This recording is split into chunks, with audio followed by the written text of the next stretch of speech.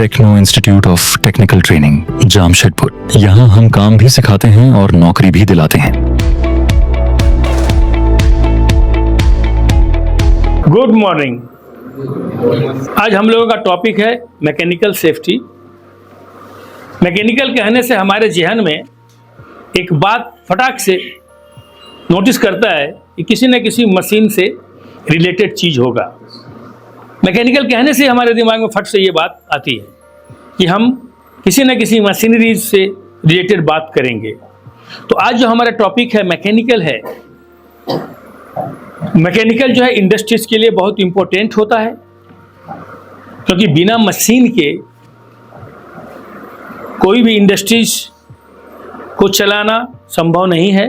Machinery चाहिए ही, बिना machinery के काम नहीं कर सकते। तो मशीनरी चाहिए ही, और बिना मशीनरी के हम सक्सेस भी नहीं कर सकते। ठीक है, इंसान सब चीज़ को करता है, लेकिन हर चीज़ को इंसान कर देगा अपने मैन्युअली तरीके से, वो संभव नहीं है। इसलिए यह एक बहुत इंपॉर्टेंट पार्ट है मैकेनिकल। तो mechanical is a major sources of any industries which is a moving machinery requirement major source. Moving machinery requirement major source of accident. ये एक्सीडेंट का एक सोर्स है क्या? मैकेनिकल। बहुत ऐसा एक्सीडेंटल केस है जिसका कि इन्वेस्टिगेशन के बाद ये पता चला कि मशीनरी की वजह से हुआ है। मशीनरी में करंट फॉल्ट था, कनेक्टिविटी गड़बड़ था, मेंटेनेंस नहीं था, या वोल्टेज फ्लक्चुएशन था। बहुत तरह का ऐसा सिस्टम है जिसके आधार पर हम समझते हैं कि ये मशीनरी की वजह से हुआ है। तो एक्सीडेंट्स जो होता है वो इम्प्रॉपर और डिफेक्टिव टूल्स के कारण ही होता है। इम्प्रॉपर और डिफेक्टिव। इम्प्रॉपर माने जहां पर जो जरूरत है वहां पर वो नहीं यूज करके दूसरा चीज यूज करना, उसका अल्टरनेट, जुगाड़, जिसको क्या बोलते हैं? जुगाड़। दैट इज क्रिएटेड एक्सीडेंट या डिफेक्टिव टूल्स। आप जानते हैं कि ये टूल्स खराब है, फिर भी आप उसको यूज कर रहे हैं। अगर कोई मशीन या कोई टूल्स खराब है तो ये क्या है? कौन सा कंडीशन है? अनसेफ कंडीशन है। क्या कंडीशन है? अनसेफ कंडीशन है। तो जब पहले ही ये अनसेफ कंडीशन है, दिख रहा है आपको कि ये खराब चीज है, तो उसको इस्तेमाल नहीं करना है। उसको पहले क्या करना है? क्रॉस करके हटा देना है, नया सामान रीइश्यू करना है। तो आपने अगर ऐसा नहीं करोगे तो फिर उसी सामान को यूज करोगे, मतलब कि वो खराब सामान को फिर यूज करना, ये आप क्या कर रहे हो? अनसेफ एक्ट कर रहे हो। तो पहले अनसेफ कंडीशन था, फिर आपने उस पर अनसेफ एक्ट शुरू कर दिया, यानी कि डबल वायलेट कर दिया, आपने वायलेशन कर दिया। तो ये एक्सीडेंट होने का चांस बढ़ गया कि घट गया? बढ़ गया, ऑटोमेटिकली बढ़ जाएगा कि वो चीज खराब है, फिर उससे भी काम कर रहे हैं आप, तो अनसेफ एक्ट हो गया। तो ये जो है मेजर सोर्सेस है कि डिफेक्टिव और improper tools are created the accident, and accident will be occurs also. This type of को आपने अच्छे तरीके से बनाया, वेल सजेस्टेड। उसके बाद जब मशीनरी आप बैठाते हैं, तो मशीनरी बैठाने के लिए आपको 1948 के रूल्स, जो मैंने पहले भी बताया आप लोगों को कि इसको इस्तेमाल करना है। जैसे कोई भी मशीनरी बैठाते हैं तो मशीनरी का जो बैठाने का जगह है वो दीवार के तरफ होना चाहिए और दीवार से 3 फीट दूर होना चाहिए। हर मशीन का अपना 3 फीट आगे और 3 फीट पीछे जगह होना चाहिए। और मशीनरी का जितना भी मशीन शॉप में बैठाते हैं हम, तो मशीन शॉप में मशीनरीज ही बैठता है, क्योंकि वो मशीन शॉप ही है। तो उसमें different types of the machineries are selected and grouted in the cemented and base bolts. So हम लोग को चाहिए ये ध्यान रखना कि कोई भी मशीन अगर हम बैठा रहे हैं तो दीवार से 3 फीट दूर हो, हर मशीन का 3 फीट आगे और 3 फीट पीछे अपना जगह हो, हर मशीन का मूविंग पार्ट दीवार की तरफ ही हो। क्योंकि अगर हम 2 रो में किसी भी एरिया में 2 रो में अगर मशीनरी बैठाते हैं तो हमारा जो बीच का एरिया होता है वो हमारे लोगों के लिए आने जाने के लिए होता है, आने जाने के लिए, मटेरियल हैंडलिंग जो आपने प्रोडक्शन कर रहे हो या करोगे उसके लिए होता है, लोगों का आना जाना, कुछ फोर्कलिफ्ट और बॉबकैट्स वगैरह भी छोटे छोटे गाड़ियां हैं उनका आने जाने का जो सब मार्किंग है आपके वे में, इन सारे चीजों को मार्क करना, ये सारा चीज जो है मैकेनिकल में आता है। और हर मशीन का मूविंग पार्ट दीवार की तरफ होना चाहिए, और जो दीवार का एरिया है, चूंकि मशीन का मूविंग पार्ट सब का अगर दीवार की तरफ होगा और 3-3 फीट दूर होगा तो आपको उस एरिया को बाद में फेंसिंग भी करना है। फेंसिंग जैसे जाली लगाना।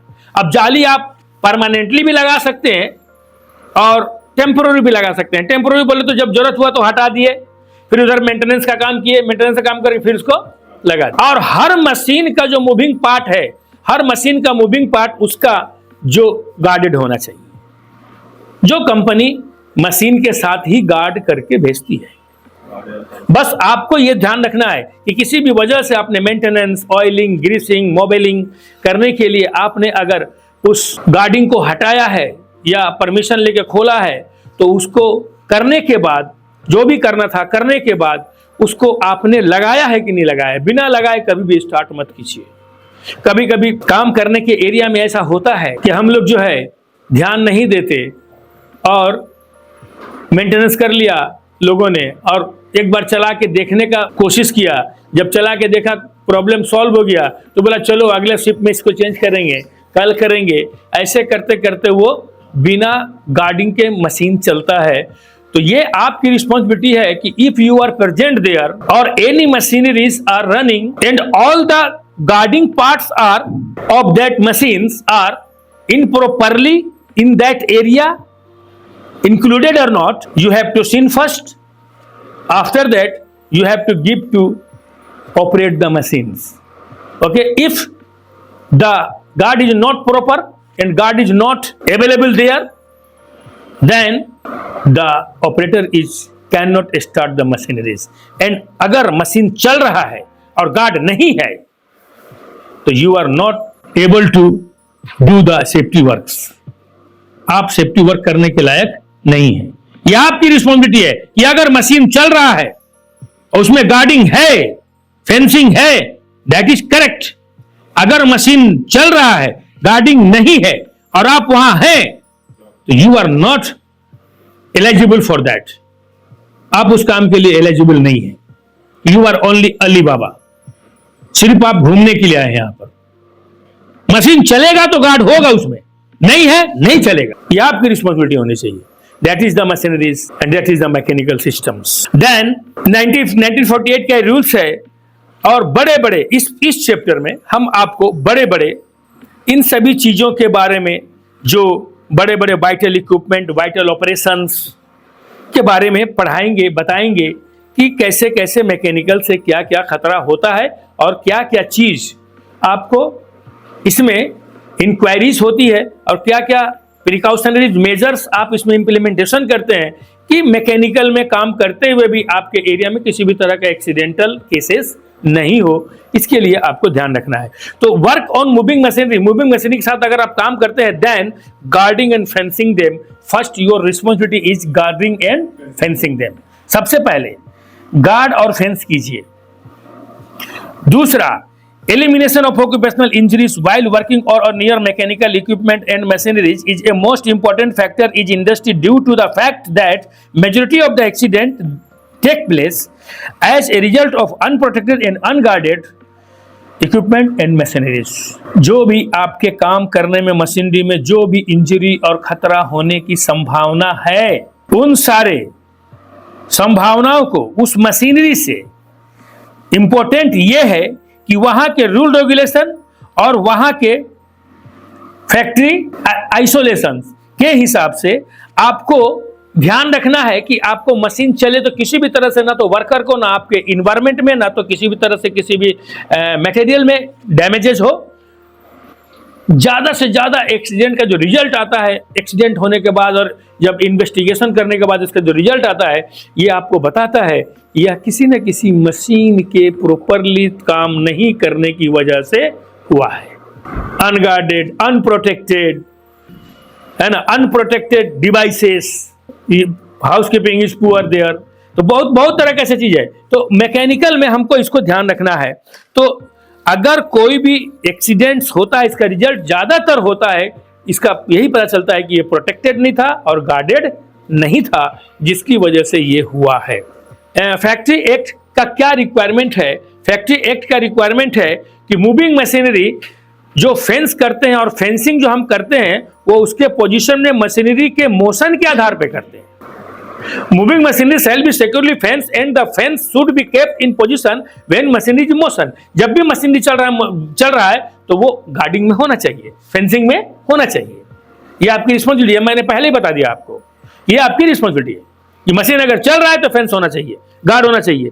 अगर नहीं चल रहा है मुश्किल नहीं है, लेकिन अगर चल रहा है तो उस पर गार्डिंग और फेंसिंग होना चाहिए। देखिए कोई भी all parts of the electrical generator, motor, rotary converter and flywheel directly connected them are also subjected to this requirement. Machine का मतलब ये है कि उसमें किसी न किसी तरह से कोई जनरेटर का सिस्टम हो, मोटर हो, रोटरी कन्वर्टर हो या फ्लाई व्हील हो, डायरेक्टली उसमें कनेक्टेड रहेगा। यानी कि किसी भी चीज में अगर एक चीज भी मोशन में है तो वो मशीनरी कहलाता है। आपका घड़ी मशीनरी है, आपका फैन मशीनरी है, लैपटॉप डिवाइस है ना। तो ये वैसा चीज कि कोई भी एक भी चीज अगर उस चीज में किसी वजह से अगर उसमें घूमता है और घूमने की क्रिया होती है तभी जाकर के वो क्या होगा, मशीन कहलाएगा। That is the machineries, otherwise आप उसको मशीनरी नहीं कह सकते। तो वही कह रहा है कि कोई भी converter, rotary converter, Motors, generators या फ्लाई व्हील डायरेक्टली कनेक्टेड है। और भी बहुत कुछ हो सकता है, सॉफ्ट है, व्हील है, पुल्ली है, एक्सीलेटर है, कुपलिंग है, क्लच है ना, बेल्ट है। There are so many types of the things are connected by the machineries, that is called machinery. Okay, ये मशीनरी कहलाता है। अब मशीनरी में क्या होता है कि कुछ मशीनरी ऐसा है कि डायरेक्टली चलता है और डायरेक्टली वो क्या करता है कि किसी ना किसी चीज को जनरेट करता है। कुछ मशीनरी क्या है कि वो चलता है तो किसी चीज से कुछ चीज खींचता है और फिर किसी चीज को कुछ दे देता है। मशीन का काम ही यही है, या तो कुछ जनरेट करना, या तो किसी से कुछ लेना, या तो किसी को कुछ देना। तो कुछ ऐसी मशीनें हैं जो तीनों काम करती हैं, कुछ ऐसी मशीनें हैं कि दो काम करती हैं, प्राइमरी एंड सेकेंडरी, कुछ ऐसी मशीनें कि सिंगल काम करती हैं। तो हर मशीन का अपना अपना एक सिस्टम है, उस फंक्शनरी सिस्टम के आधार पर वो काम करता है।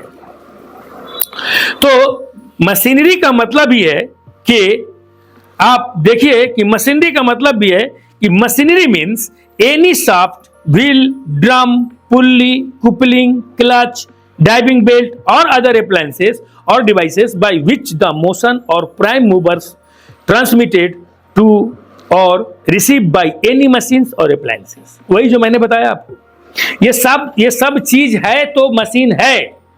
अब ये सब चीज एक ही चीज में होगा संभव नहीं है, एक चीज भी किसी में है तो मशीन है। ये पार्ट 1 का हम लोग जो सेशन था, जो मशीनरी के बारे में खास करके आपको समझाया गया कि मशीनरीज क्या है, पार्ट 1 के सेशन में डाला मैंने, आपको बताया। अगर आपको हमारा वीडियो अच्छा लगता है तो आप इसको सब्सक्राइब करें, लाइक करें और टन से घंटी भी बजा दें और आएँ, आप अपने सेफ्टी कोर्स को यहाँ पर आएँ और कंप्लीट करें और अपने भविष्य को आगे उज्जवल करने के लिए आप भी तत्पर हों और हम भी आपके साथ तत्परता से लगे रहेंगे। इसी के साथ आज का वीडियो हम समाप्त करते हैं। दूसरे वीडियो के लिए इंतजार करें, पार्ट 2 मैकेनिकल। थैंक यू, जय हिंद।